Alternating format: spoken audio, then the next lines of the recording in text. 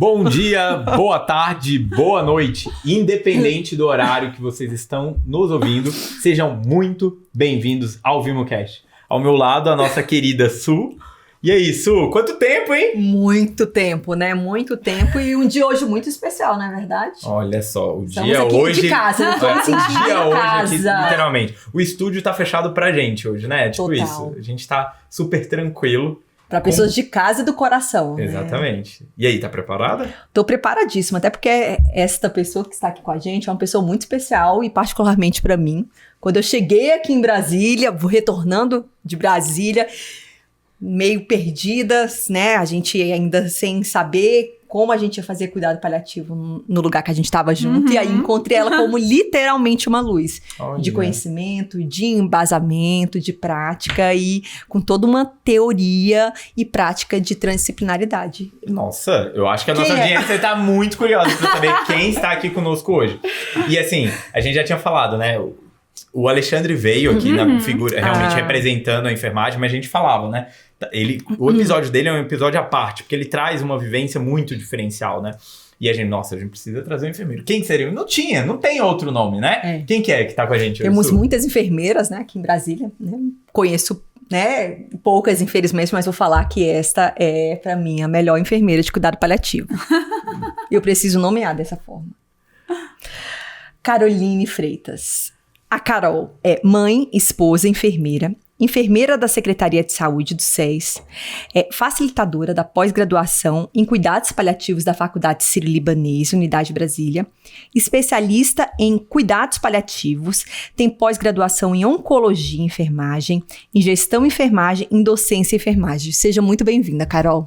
Ai, muito obrigada, meus queridos. É um grande prazer estar aqui, né, com vocês, principalmente, né, recordar do nosso, né, do nosso tempo trabalhando juntas, você, Rony, a gente junto na pós, né, é muito bom e muito gratificante. Quando você falou do Alexandre, o Alexandre é referência brasileira, né, nossa, em cuidados paliativos. Igual você, eu sou uma grande Carol? fã. Ah, não, mas eu tô bem mais abaixo, mas eu sou uma grande fã dele e é um prazer. Eu fiquei muito emocionada agora com esses elogios de vocês. É um prazer trabalhar junto com vocês na pós aí na educação, que é uma das principais bases aí para mim, para que a gente possa espalhar o cuidado paliativo aqui no Brasil. Legal. E se falando da educação, a educação é assim, te conhecendo um pouco que eu lhe conheço, mas é um pilar muito forte para você, né? E aí eu queria que você compartilhasse um pouquinho, né? A gente sempre abre falando da biografia com bons paliativistas. Quem que é a Caroline Freitas, a nossa Carol? Bom, primeiramente, sou mãe, né? Tenho o Matheus, de 1 ano e 6 meses, que é a razão do meu viver. Sou esposa, casada com o Henrique e sou enfermeira. E eu comecei essa trajetória minha nos cuidados paliativos através de uma lacuna da educação, Rony. Então, por isso que eu falo tanto de educação.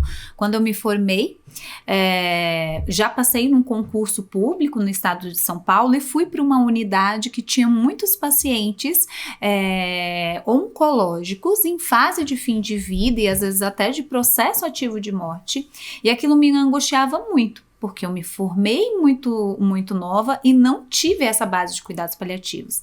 Naquela época, os que mais demandavam eram os pacientes oncológicos, então achei que era essa lacuna que eu tinha que procurar. E aí fui para São Paulo para fazer uma especialização em oncologia, que foi a minha primeira especialização, e lá, numa aula de cuidados paliativos, eu descobri que a minha grande dor não era só oncologia, mas cuidados paliativos. E foi a partir daí que eu acho que eu comecei a fazer tanto ações paliativas, né, nas unidades de CACOM, na qual eu já trabalhava, e também quando eu trabalhava em internação, clínica médica, clínica cirúrgica. Eu acho que essa foi a grande demanda, a minha grande angústia, e que eu fui atrás e busquei através, né, da educação e outros cursos para que eu pudesse atuar e me sentir preparada e segura para me poder proporcionar para o paciente aquilo que eu queria, que era a qualidade de vida e o cuidar, que é o foco da enfermagem. Nossa, que interessante isso, né? E te conhecendo, né, próximo como a gente conhece, a Carol, né, as pessoas, né, muitas pessoas que estão ouvindo a gente conhecem a Carol, mas a Carol é essa pessoa que ela busca a excelência, né, a excelência na técnica, então ela estuda bastante para ir dar um passo para a questão da assistência, né? Então, quanto que faz sentido de ouvindo essa tua trajetória de perceber as lacunas no teu conhecimento, na assistência, você buscar isso, né? E o quanto que é uma base para você, né? É um comentário tanto de todos nós, facilitadores, quanto dos alunos, né? Que a gente vê que você se sente muito à vontade nesse espaço de professora, né? Geralmente, a gente sempre faz a pergunta do que te levou, né, a cuidar de pacientes, né, ter esse interesse de cuidar de pacientes graves, mas eu queria saber o que te levou a pensar assim, não, eu quero ser uma não só uma professora, né, mas uma expansora do cuidado paliativo.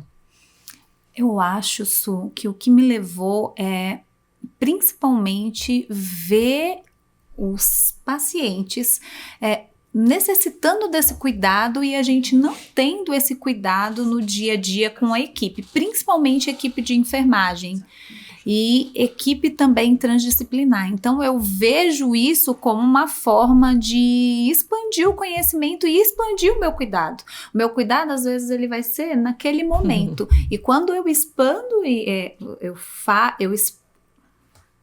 quando eu tenho essa expansão do conhecimento através ou da equipe de enfermagem ou de quem estiver próximo, eu acho que eu consigo expandir os meus cuidados. Eu consigo levar para todo mundo o que é necessário, né? Aliviar o sofrimento, é o que a gente fala, né? Essa abordagem de alívio de sofrimento que é tão importante e necessário no nosso dia a dia, né? Te ouvindo, assim, né, e pensando na sua prática e dentro da parte da enfermagem, quanto que vocês são a liderança, né, eu vejo muito como a liderança realmente do grupo que tá cuidando de um paciente, é quem tá ali no dia a dia, quem tá ali em todo momento, em todos os turnos, é aquele elo mais forte, assim. E eu vejo que, até eu tava conversando há pouco no hospital, né, de como que é pra lidar com o sofrimento de quem tá mais tempo. E como que é pra você, no seu dia a dia, lidar com a intensidade do sofrimento desses pacientes com casos tão complexos e muitas vezes quando não tem mais cura e às vezes está até no momento de fim de vida. Como que é para você? Para mim, Rony, é uma batalha e uma luta, né? É como se eu tivesse um paciente grave naquele momento, né? Muita gente fala assim, o paciente quando tá em fase final de vida não tem o que fazer. Nossa, a gente tem muito o que fazer. E muito do trabalho é da equipe de enfermagem, que vai estar ali nas 24 horas por dia, né? Anteriormente a isso, eu estava na gestão, num hospital militar, mas fazia plantões e às vezes calhava de estar num plantão e ter um paciente de processo ativo de morte, né? Agora que eu tô na Secretaria de Saúde, né? Tô vendo isso, que eu vim agora em julho, então eu tô vendo isso com muito mais constância, né?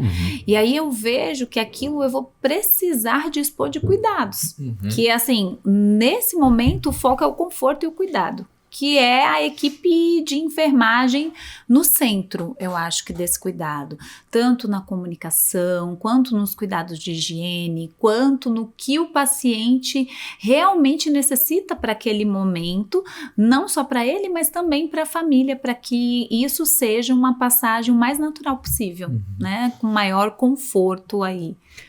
E na sua vivência, né, juntando os elos diferentes, né, um hospital militar com uma dinâmica diferente, com um hospital da Secretaria de Saúde hoje, que não tem uma equipe própria, né, lá no Gama, infelizmente, a gente não tem uma equipe de cuidados paliativos ainda, é a expectativa, ainda. Né, ainda.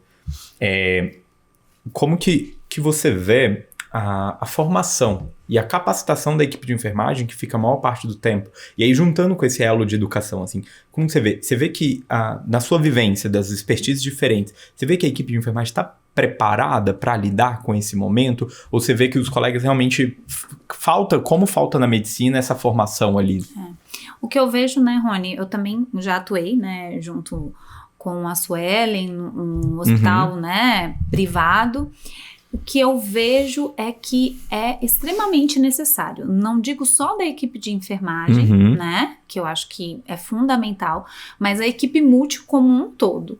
Dessa base de cuidados paliativos que a gente chama de cuidados paliativos geral, né? A Su, né, quando teve o início do projeto PROAD, ela me indicou, né, para uma fase aqui de Brasília, que eu ia ficar 3 meses e acabei ficando 2 anos, né, nesse projeto de implementação de cuidados paliativos. E eu vi isso não só onde que eu trabalhei, mas em todos os locais onde a gente implantava o projeto, que aí é em todas as regiões, né, região sul, região centro-oeste, região norte, região nordeste, a gente vê sudeste, né, a gente vê que o profissional, ele não tem a base do cuidado paliativo, né? Então, isso não é ensinado nas faculdades. Se não é nas faculdades, imagina um curso de técnico ou auxiliar de enfermagem. Então, para você ver como que tá deficitário isso, e a gente precisa no mínimo desse cuidado paliativo geral difundido em todos os cursos, né, universidades, para que isso tenha as ações paliativas, né, não precisa ser um especialista em cuidados paliativos para executar ações paliativas. Quando você me fala que no Gama não tem equipe, e eu tô numa clínica cirúrgica agora, então você pensa o quanto é difícil você permear isso, mas as ações paliativas é o seu dia a dia, é o que te compete. Então, eu posso te contar numa coisa que teve agora. Eu tenho uma paciente de 21 anos que estava gravemente enferma depois de uma apendicectomia, 1 mês de UTI, em que veio para essa unidade e começou a chorar. Olha o sofrimento emocional e psicológico que ela estava. Ela era uma paciente que acabou de ter um filho de 3 meses e há 3 meses não via essa criança. Então você pensa a sofrimento e angústia. Qual foi a ação? Liberar a visita dessa criança, né? Essa semana agora, faz 2 dias, tô com uma paciente internada que é uma paciente descendente de japonês. Na verdade, ela é japonesa. E a comida da secretaria, uma idosa, 90 anos, com dreno de tórax, não estava comendo. A idosa não comia. E aí, conversando com a idosa, não, mas essa não é a comida que eu tenho no meu dia a dia. Eu gosto do Gohan, que é o arroz dele. Eu gosto da pasta de soja. Ok, vamos conversar com a nutrição para liberar isso. Então, essas ações de você entender o sofrimento humano em diversos pontos, em diversos focos, ajuda na melhora, né? Quando a gente fala em cuidados paliativos, a gente fala de uma abordagem em doenças que ameaçam a vida, né?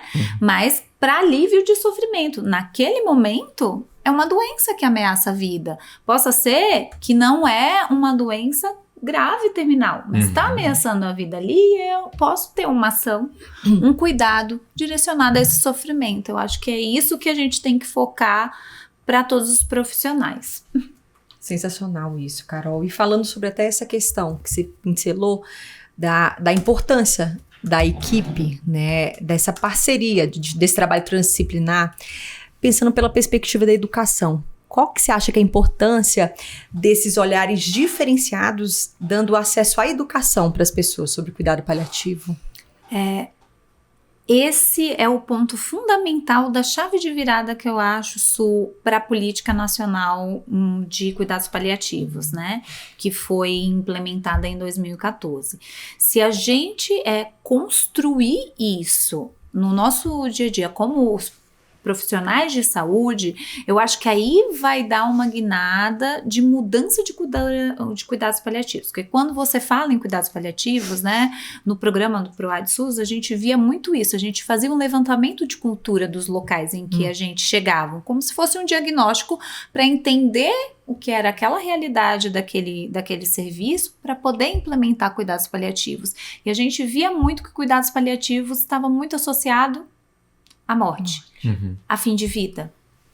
E não é isso. né? Cuidados paliativos é uma abordagem que é o mais precoce possível numa doença que ameaça a vida. Então, essa mudança de chave de cultura é importantíssima. Aí eu falo em cursos, em pós-graduação, em projetos como o PROAD SUS, que ajuda a fundamentar a política, né, que está permeando aí a partir de 2024. Eu acho que são todas as formas. Eu acho que o profissional, como eu fiz, e buscar a sua lacuna de conhecimento. Eu acho que o profissional ter esse olhar de que há uma lacuna e que esse cuidado ele é técnico, ele não é apenas o aperto de mão, né? Ele não é apenas, eu vou liberar. Não, é um cuidar técnico. Eu tenho que ter um olhar crítico para os sofrimentos. E para isso eu preciso de capacitação e de boa capacitação, né? Uma questão em relação ao trabalho junto com a enfermagem e às vezes com equipes que não estão tão capacitadas na questão é de como fazer essa integração, né? Uma coisa que a gente vê no nosso dia a dia como um grande desafio, né? Dessa integração com colegas que têm eles falam assim, doutor, mas eu não sei cuidar de paciente assim, né? Então você comentou, né? Acontece muito da enfermagem, às vezes está deslocada, né? Pega alguém que trabalhava só no centro cirúrgico e colocam na enfermaria com pacientes com esse perfil e que não... Realmente, eles não têm um preparo. E são simplesmente, vamos dizer, quase que jogado, né? Isso eu acho que acontece muito dentro da realidade. É verdade. E aí, assim, você que participou, né, da implementação em vários serviços, né? Aqui a gente teve no Hospital da Região Leste, tivemos no HRC, em outras unidades, assim. Como que você vê esse desafio? Principalmente olhando nessa parte da enfermagem, realmente. Desse desafio da gente conseguir integrar essas pessoas numa capacitação ali mais rápida. Lá no Círio a gente tem uma capacitação que a gente faz basicamente anualmente, né? Como sabemos que tem uma rotação de pessoal alta, elevada, a gente faz essa capacitação básica para tirar as principais dúvidas dos princípios gerais do cuidado paliativo, né? É um paciente diferente, né? Assim como você tem as expertises do paciente do centro cirúrgico, as expertises do paciente da UTI, o paciente do cuidado paliativo, ele tem uma sensibilidade a mais, uma escuta mais ativa, como, né, a Mirielle comentou, a Dani Assed e outros episódios também comentou. Como que você vê isso, assim, Carol, na prática? Só uma questão, interessante você trazer isso, né, e também falando sobre a sua expertise em educação e em gestão, porque o quanto que para uma instituição é muito delicado, né, há uma rotatividade nos próprios setores do hospital, né, de colaboradores, e a gente compreende também que, para às vezes, aquela instituição funcionar, é necessário dessa forma, né? E que eu vejo com olhares bons e olhares estratégicos, pensando que nessa rotatividade, várias pessoas podem ter acesso, às vezes, a um setor no qual está centralizado mais pacientes em cuidado paliativo. Como é que é o teu olhar sobre isso? Eu vejo muito, gente, de entender o aspecto, principalmente depois do PROAD, de você entender na onde você está pisando, né? Quem é essa equipe? Qual é o conhecimento dessa equipe? Com simples formas, né? Para mim entender o que ela entende sobre cuidados paliativos. Como diagnóstico situacional. Como um diagnóstico situacional, pensando em gestão também, porque a partir disso eu posso enfrentar as dores daquela equipe. Porque às vezes a dor que eu estou vendo não é a dor da equipe, né? Então eu vejo muito isso numa questão estratégica, tanto de gestão quanto de educação também. E eu acho que começar com educações que sejam in loco. Ultimamente, né, nesse meu último ano, que foi de assistente de gestão do Hospital Militar, a gente usou muito dessas estratégias de educação in loco. O que é educação in loco? Em pequenos grupos daquele setor, daquela equipe, porque eu não tiro essas pessoas do ambiente de trabalho, porque mais uma palestra que eu vou ter que ir no auditório, mais uma coisa, e a gente vê que esses 15 minutos, 20 minutos, ele vai ser mais efetivo do que, às vezes, sim, claro, é necessário, às vezes, fazer um workshop, uma coisa anual, ok, mas isso como uma estratégia para levar mini temas, como, por exemplo, uso de hipodemóclise.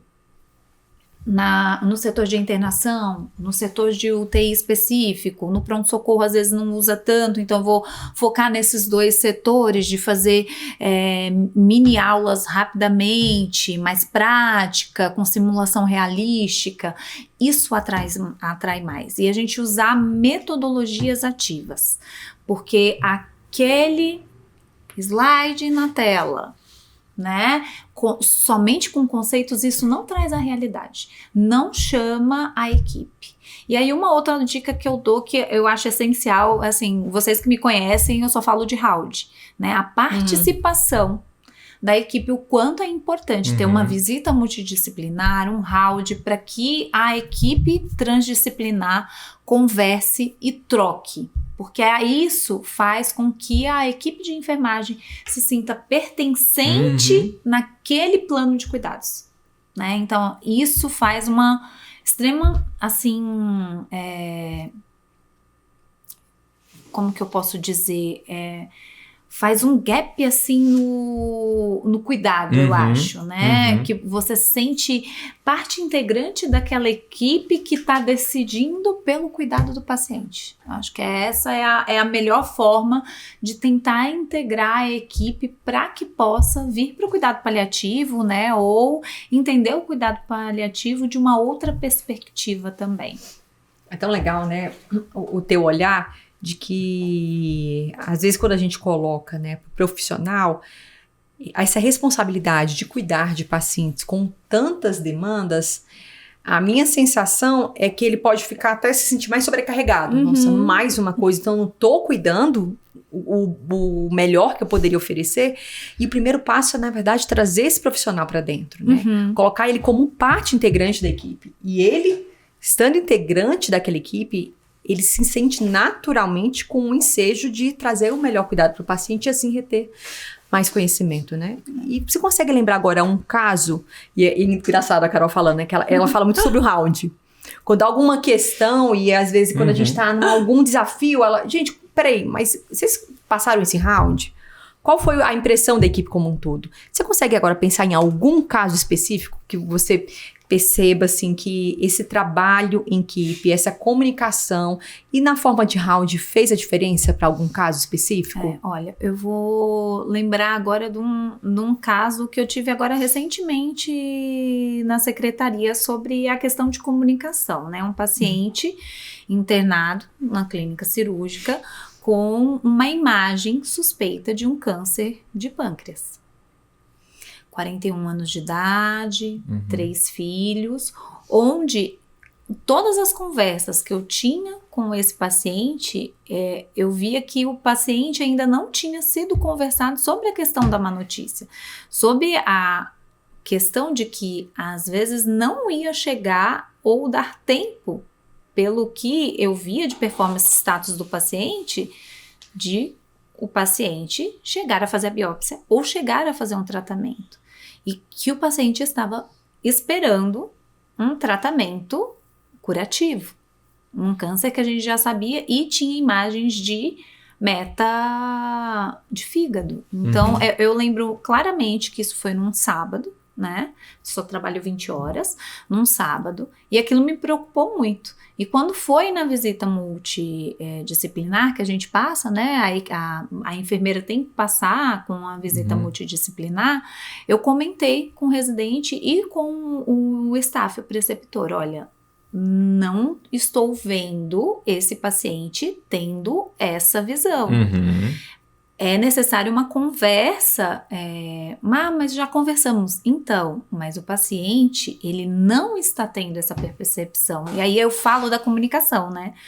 Aqui em vários podcasts deve ter falado dessa importância da comunicação, né? De a gente trazer que o paciente pendula, né? De entender em que ponto, em que página o paciente está, para que a gente possa dar perspectiva do paciente planejar esse futuro, né? E isso, depois dessa reunião do round, né, passou, visitei todo mundo e voltamos para esse paciente, para que pudesse ter uma conversa nessas, né? Não foi a melhor conversa porque, né? Enfim, mas teve a conversa do paciente entender aquele processo que ele estava.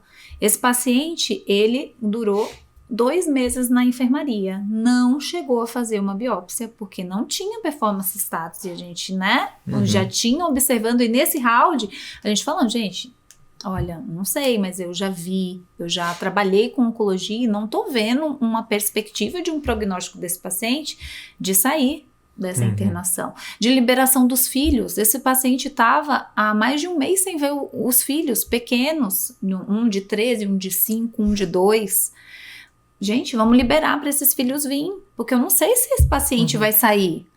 Os filhos é uma fuga, é um respirar, é aquela esperança que aquele paciente precisava. Então, eu vejo essa importância do round, dessa conversa, desse tete a tete. Mas para isso, você precisa de base. Você precisa de conhecimento para que você possa falar com base no seu conhecimento e abrir também.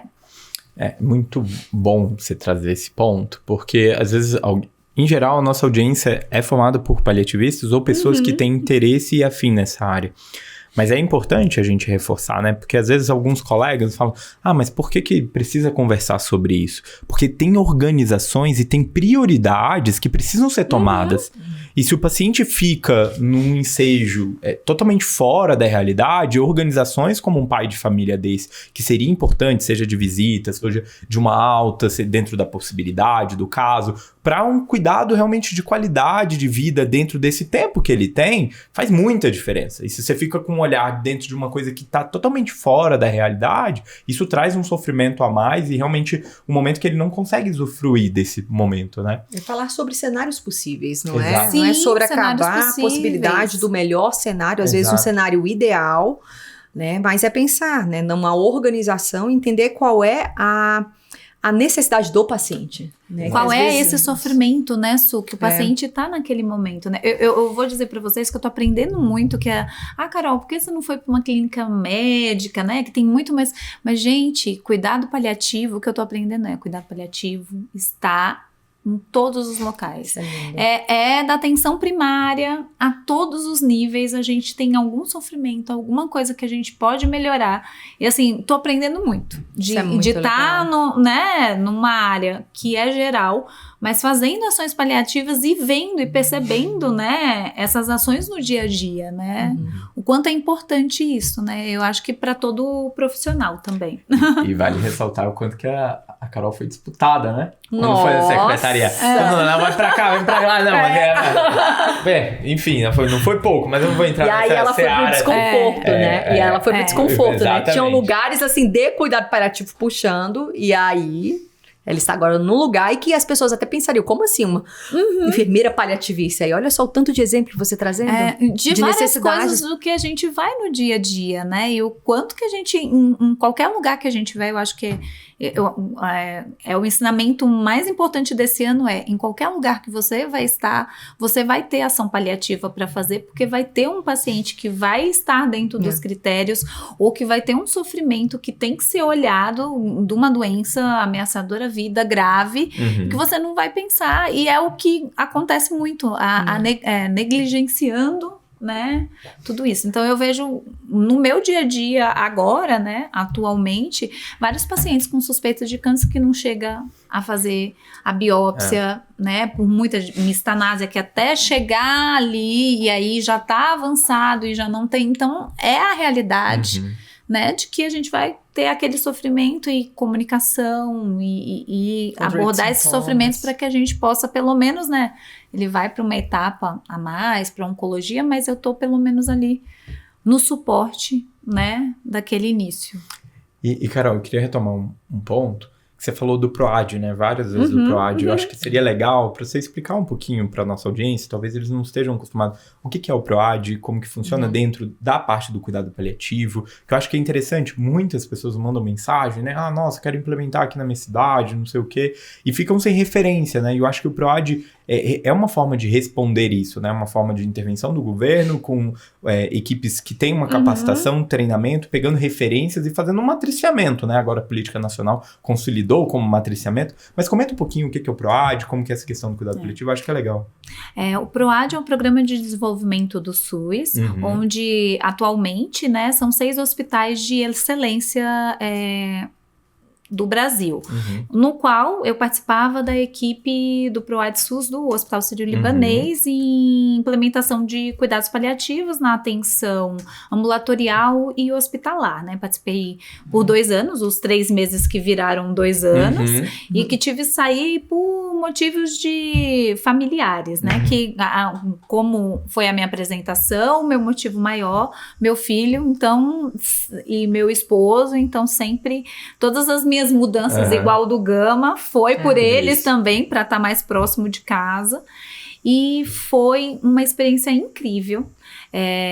Da onde a gente fez hoje, né? A gente vê pela política essa questão de matriciamento, de a gente implementar cuidados paliativos em serviços onde é escolhido pelo próprio Estado, né? Então o Estado, ele escolhe qual é o trio de serviços de atenção domiciliar, ambulatório e hospital que era beneficiado na época que eu estava. Agora ele está num outro formato, né? Não está mais neste formato, né? Agora são por regiões, por grupos de trabalho, né? Mas uma dica importante aí para vocês é chamar alguém do PROAD, né? Para falar dessa nova etapa, né? Na época que eu estava era dessa forma que era feito, e eu acho que é uma forma da gente implementar cuidados paliativos geral no Brasil e ter apoio dessas instituições de excelência para que possa, né, caminhar o cuidado paliativo aí no Brasil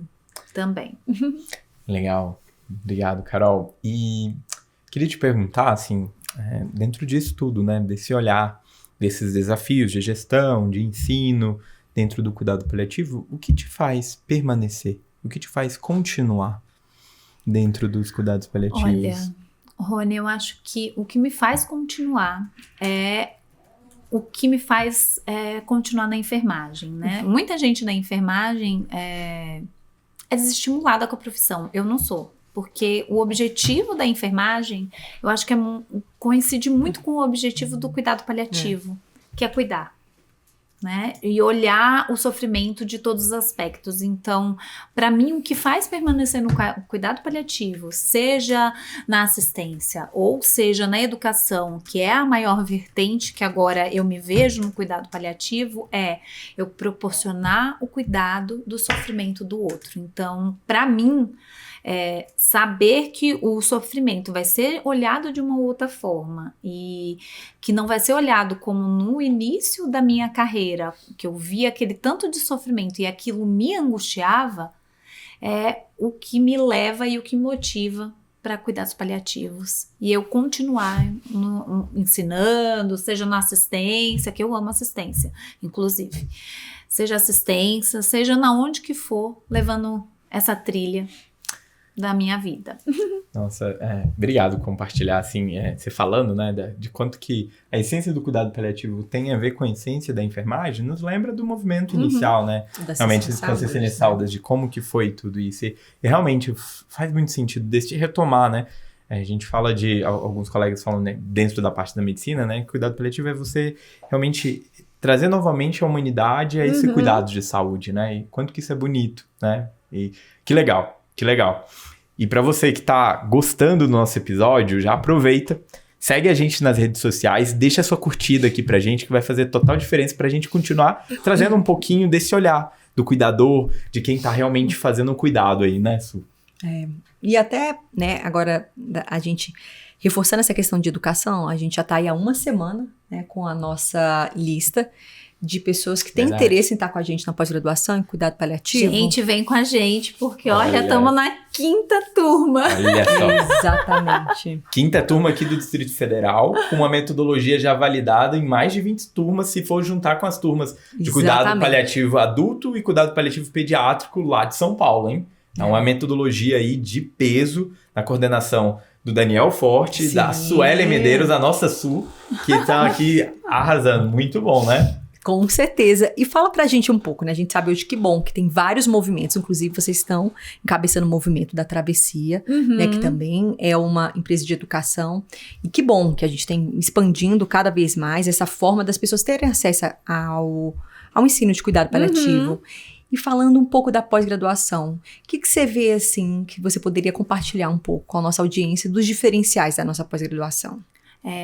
Primeiro eu queria falar como foi, né, o convite para a primeira turma, né, Su? Porque eu estou desde a primeira turma, né? Olha Com a isso. Suelen, desde a primeira turma, aquela ansiedade nossa de começar, aquele engajamento, né? Sim. Porque, como a gente falava, era um propósito de vida, né? Continua sendo um propósito de vida, mas ver aqueles olhinhos brilhando da primeira turma e das turmas subsequentes, né? O quanto que isso impacta a vida, né? E hoje a gente acompanha, né? A gente tem os grupos das turmas até hoje, né, Rony?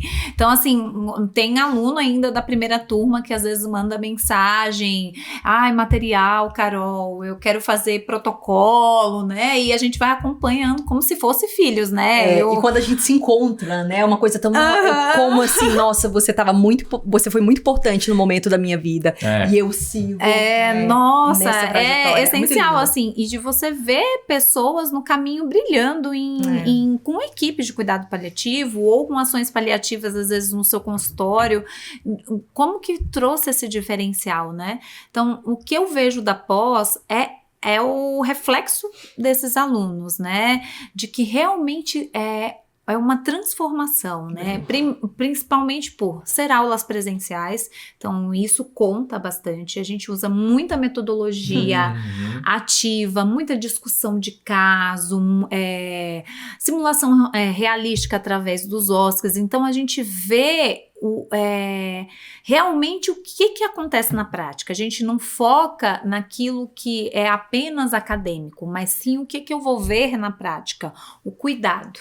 Né? Eu acho que é o fundamental, eu acho que é o diferencial. Além disso, ter tutores,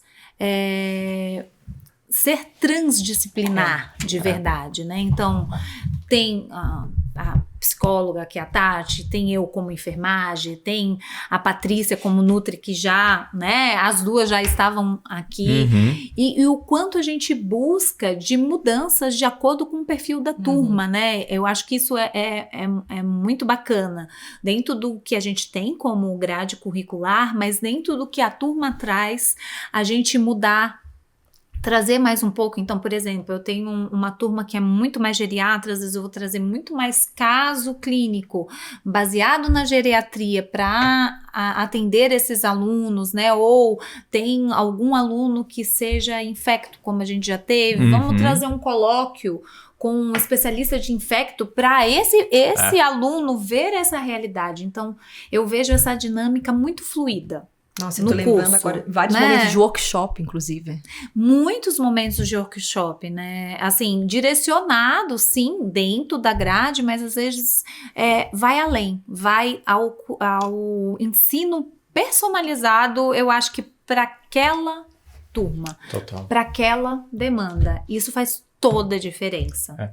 E como que tem uma troca muito grande entre a presença dos alunos, né? Seja enfermeiro, seja psicólogo, seja fisioterapeuta, seja um subespecialista da infecto, da cardio, da nefro, da psiquiatria, de várias outras áreas que estão presentes como nos alunos ali. O quanto que isso é impactante. E eu vejo isso como um grande diferencial, essa personalização. Que até a Tati trouxe. Porque hoje, a gente, vamos ser sinceros, hoje a gente está no momento da inteligência artificial. Se eu falar com o ChatGPT ali para mostrar uma aula de cuidados paliativos, seja de controle de sintomas, cara, isso é o beabá. Isso aí, na realidade, o ChatGPT vai fazer aulas melhores com muita gente. Mas fazer essa personalização que promove um deslocamento a despeito de onde você tá, isso daí, esse colóquio, por exemplo, né? Isso poderia comentar um pouquinho, né? A gente fez colóquios recentes, né? Que como que é interessante, que foi uma ferramenta que a gente percebeu que, nossa, seria importante. Teve uma aluna nutróloga, opa, vamos trazer um colóquio disso, um colóquio da infecto, da hepato. Quanto que foi isso impactante, né? E eu acho que o mais legal é da gente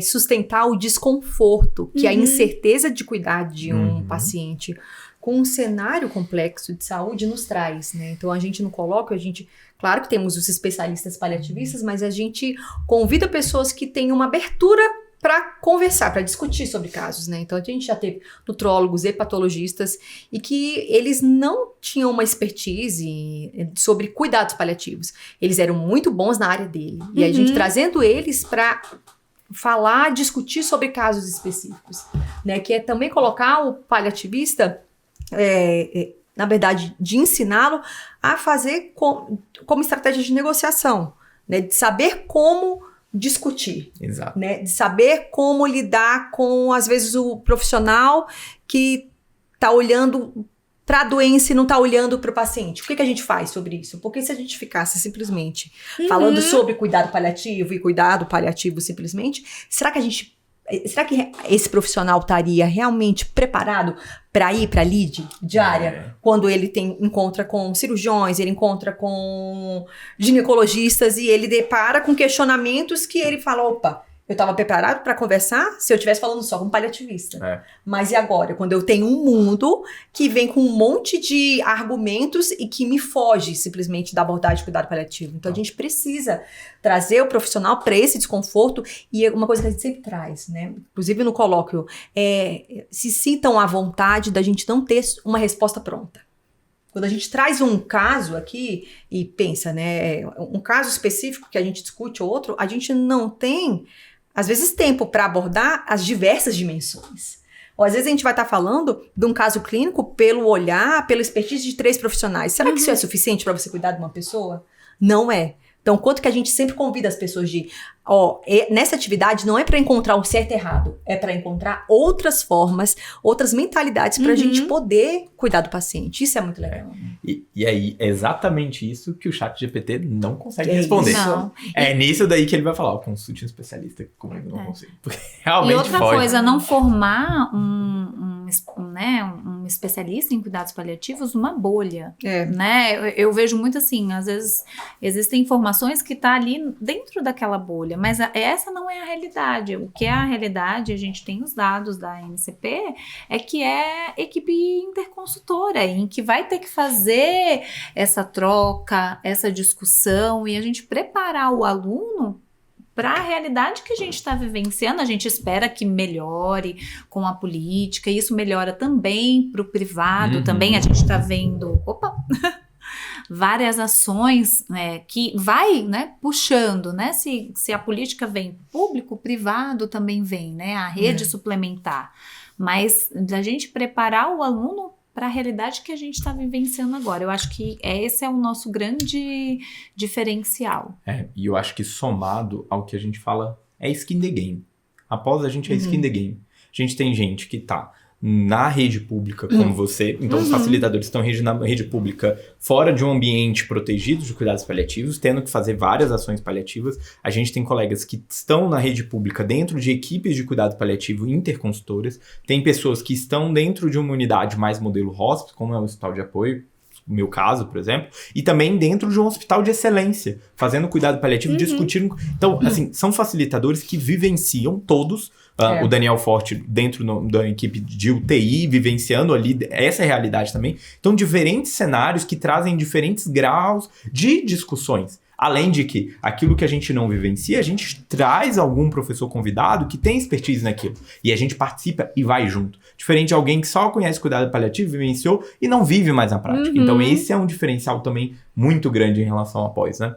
Me traz muita preocupação, assim, às vezes a gente vê pessoas que leem sobre cuidado paliativo e parece que faz tudo tão sentido e é tão conectado, a gente fala, gente, é simples, né? Olhar para a pessoa como um todo, só que quando você lida com isso na prática, tem tantas nuances e que ter uma equipe capacitada em educação e que lide com isso no dia a dia faz muita diferença. Faz. A prática eu acho que é o nosso diferencial, né? Tentar essas experiências, essas vivências da prática, trazer para o aluno e formar ele para a realidade, né? Seja ela qual for, né, Rony? Como você falou, né? Eu mesmo já passei por, acho que não tá mais faltando, né? Meu hospital militar, hospital de excelência, projeto, né? Como projeto PROAD, voltando agora para o SUS, que era o meu sonho. Legal. Lembra, Suelen, quando eu saí, né, do ambulatório trazia de oncologia, né, eu falei assim, mas o meu sonho é voltar para o SUS, e voltando para o SUS agora. Seja visita domiciliar, no particular, no público, gestão, tem tudo. O que você precisar, fazendo livro, o que você precisar, formação de curso, de capacitação, tem tudo. Agora, sabe o que me preocupa? Porque já tem uma semana da lista de espera. Tem vaga ainda na lista de espera? Olha, tem poucas. Eu acho que o pessoal já tem que fazer, né? Porque são vagas limitadas, né, Su? Vagas limitadas e que até para a pessoa tá no momento para receber todo esse conhecimento, para trocar todo esse conhecimento, ela tem que passar por uma entrevista. Né? Que esse é um outro ponto que faz muita diferença na pós. Né? Até porque eu acho que a gente tem que ser muito fiel e coerente com a nossa promessa de oferecer a educação e cuidado paliativo. Às vezes a pessoa está no outro momento da vida dela, está esperando algo que a nossa pós não consegue oferecer, como houve alunos que, né, depois da entrevista a gente percebeu que o que eles estavam esperando da nossa pós de cuidado paliativo não estava disponível para ele, né? Não era aquilo que ele ia encontrar. Ou às vezes ele estava num momento na vida dele que talvez era melhor ele se organizar, às vezes as pessoas estão num momento de vida, né? Que não estão com aquela disponibilidade de poder ter, assim, de mergulhar realmente no cuidado paliativo, que a gente se sente à vontade de falar, olha, talvez nesse momento não seja a melhor alternativa para você fazer esse investimento. Exato. Né? E você acabou de falar de um outro diferencial. A gente preza muito pela ambiência, né? Essa seleção, tem pessoas que reprovaram na entrevista mais de 3 vezes, tentando entrar na turma. Porque a gente preza para formar um grupo, que a gente fala tanto na mentoria, quanto que esse grupo de coesão, né, turma 4, turma 3, cara, que são as turmas que eu conheci, quanto que é de excelência essa coesão da turma e como que isso forma um diferencial. Então essa liga é muito importante, né, que é o network. Esse network faz uma diferença que no presencial faz um impacto gigantesco. Agora, interessante, né? Que essa palavra, não sei se pra mim dá gatilho, essa coisa do reprovado. Né? Na verdade, não é sobre ser reprovado, né? Quando a gente tá fazendo a entrevista com a pessoa, a gente, de certa forma, tá guiando também, né? Tá ajudando ela a como ela vai trilhar o caminho dela. Né? Às vezes é através da nossa pós, às vezes não é, e tá tudo bem. Sim. Né? Mas a pessoa ir encontrando o caminho dela. Quando você fala isso, tem um outro diferencial, sobre o autoconhecimento e o autocuidado, né? Que é importantíssimo no cuidado paliativo, né? Até quando eu comecei, eu falei da família, né? Então, assim, quais são os pontos? A gente trabalha muito isso, né? Porque para cuidar do outro, você tem que se autoconhecer. Você tem que ter um autocuidado muito importante, e isso é uma das bases do cuidado paliativo para que a gente também não adoeça, né? E isso a gente foca também na pós, o que é importantíssimo também, né? Eu acho que é um diferencial. Eu lembro agora no último módulo, né, Rony, da corrida, né, que o Rony é o nosso corredor, né, e de quantos, eu tô lembrando agora de alguns alunos que, exemplo, iniciaram atividade física, mudaram de vida, uma outra realidade depois, né, depois da pós-graduação. Então, eu vejo isso, assim, como também de se encontrar, como você falou, né, às vezes, transformação, né, uma transformação. Que legal. E pensando sobre, né, falando especificamente para essa pessoa, né, que está interessada em trilhar com a gente a pós-graduação, qual é a dica de livro ou de filme que você quer deixar para eles já começarem a ter contato com o que o cuidado paliativo, com essa abordagem de ensino sistemático pode trazer para ele? Ultimamente eu tô lendo um livro que eu tô adorando, que é Ruído, que inclusive a gente ganhou no nosso amigo livro do final do ano dessa turma. Então é um livro, gente, que assim, eu super indico, principalmente sobre comunicação, que eu acho que é uma das bases do cuidado paliativo. Então, se vocês puderem ler, assim, eu tô na metade, ainda não terminei, porque ele é extenso, denso, mas é um livro muito interessante. Eu acho que em relação de livro, ainda gosto muito do livro da Ana, né, que não tem como, né, a morte é um dia que vale a pena, né, viver, é um dos primeiros livros que eu li de cuidados paliativos, e eu acho que introduz uma forma bonita, poética, o que a gente pode fazer. Então, assim, se eu fosse indicar para alguém, eu sempre indico, e inclusive o meu livro, que foi dado por uma enfermeira que trabalhou com a gente, com autógrafo, eu sempre estou emprestando para alguém que esteja iniciando enfermagem ou técnico de enfermagem para ler, aí depois eles me devolvem. Então eu já fiz essa troca, assim, muitas vezes desse livro para poder incentivar, às vezes, até a equipe, né? A ler, a se emocionar. Que legal, então, que legal. São os livros, assim, de base. Vale ressaltar que Ruído foi o livro mais indicado no nosso amigo oculto de livros, né? De livros. Foram 4 ruídos que foram distribuídos. Entre os 30, 35 livros que foram ali do amigo, ele repetiu 4 vezes. Foi uma coisa sensacional. E foi uma sorte eu ter ganhado. Eu queria muito ler, ainda não tinha comprado. Eu falei, nossa, muito que bom. Legal, legal. E aí, uma coisa que não pode faltar, a Su às vezes fica irritada comigo, mas isso aí tá em processo, inclusive estamos resolvendo o relógio de corrida dela pra ela correr, e aí já fica, né? Fica a dica, fica né, a dica Rony? pra corrida do Círio, eu acho que ainda tem inscrições, estão no limite também, dia 6/4, vamos lá. Vocês vão encontrar, inclusive, o Tonton, que é o Thomas, meu filho, vai estar no carrinho que, inclusive, já comprei, já tô no treinamento 10 km, bebê de 4 meses correndo 10 km. Não vai ser você que não vai fazer 3 km de caminhada, né, Su? Exatamente. Então fica aí. Mas não é sobre corrida que eu ia falar, desculpe. É sobre o autocuidado. Se tem um autocuidado que é significativo, né? A gente comentou como que é importante. E a gente fala... Todo módulo da pós tem um momento pra isso, a gente trouxe aqui também. Tem algo específico, assim, que você vê como autocuidado seu? Olha, Rony, pra mim, autocuidado meu, exemplo. Eu gosto muito de cozinhar. Então, eu ter tempo pra cozinhar pra minha família, pra mim é um mimo pra mim e pra família de demonstrar amor. Então, assim, e tempo com a família, eu não tô muito nas atividades físicas, né? Que você sabe muito bem que eu tô saindo agora, né? Como fala, né? 30 mil empregos que a Caroline tinha. Agora eu só tô num local específico, né? Saí de um vínculo, agora só nesse local e na pós-graduação e no Travessia também.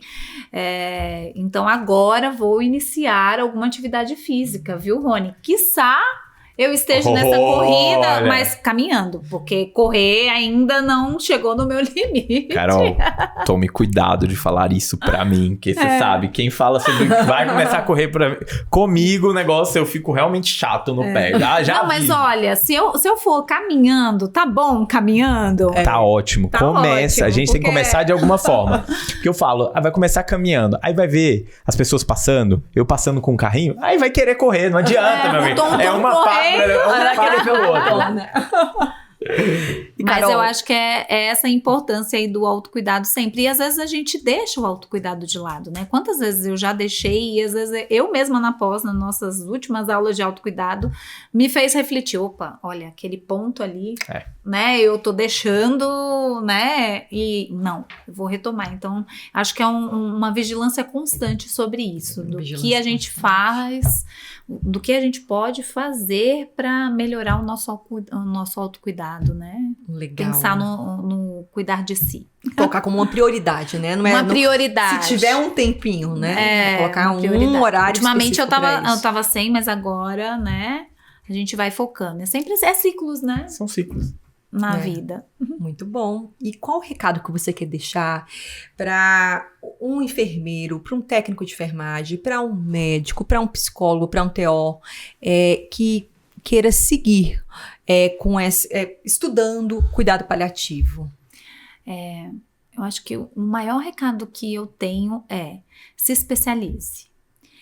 Cuidado paliativo, ele exige técnica, exige conhecimento para que ele seja bem feito e para que você possa realmente contribuir para o cuidado do sofrimento do outro. Porque se você não tem essa base, que é uma base técnica, né, você não vai conseguir fazer com que esse cuidado seja de primeira qualidade. E você vai se sentir frustrado quanto a isso. Então, você precisa de conhecimento para poder cuidar. Com esse recado que a gente vai caminhando para o final. E aí, as pessoas querem ter mais contato com você, né? Você falou do Travessia, do seu Instagram. Compartilha um pouquinho onde que as pessoas podem te encontrar. Bom, Podem me encontrar no Instagram, Caroline Freitas. Agora eu vou abrir mais ele para o profissional, né? Porque estava sem tempo, como eu falei para vocês. E também no Travessia Educação também, que a gente tem um curso, né, direcionado, que está sendo lançado agora para a equipe de enfermagem, enfermeiros. Isso é importante, porque eu não vejo essa demanda, né, no mercado, e aí a gente fez um curso direcionado também, em parceria com a Vesale Educação. Então, nesses canais vocês podem me encontrar, e agora espero estar mais online aí por aí na vida, para que a gente possa, né, divulgar e estar nessa missão aí de educação em cuidados paliativos também. Maravilhoso. Como eu digo, é sempre um prazer estar aqui com essa minha amiga ao lado e com esses convidados mais que especiais que nós temos. Pô, muito bom. Cara, do nosso dia a dia. Com certeza, Carol. Sempre uma honra, né, receber pessoas aqui que é uma referência pra gente, né? Mas assim, queremos reforçar o quanto que é uma presença ter você, Carol, na vida. Não, e eu quero dizer, gente, é o primeiro podcast que eu faço, mas foi uma conversa, né? Legal. Olha, nem fiquei tímida, né? Nossa, foi ótimo, gente. Gente, tenho certeza que vocês gostaram desse episódio. Então, já deixa o like aqui, já nos siga nas redes sociais. Se não tá inscrito no nosso canal do YouTube, se inscreva. Se tem interesse na pós, já corre lá, já preenche, porque realmente as vagas são limitadas e vai ser um prazer ter vocês conosco nos outros episódios. Até mais, gente! Tchau! Tchau, gente!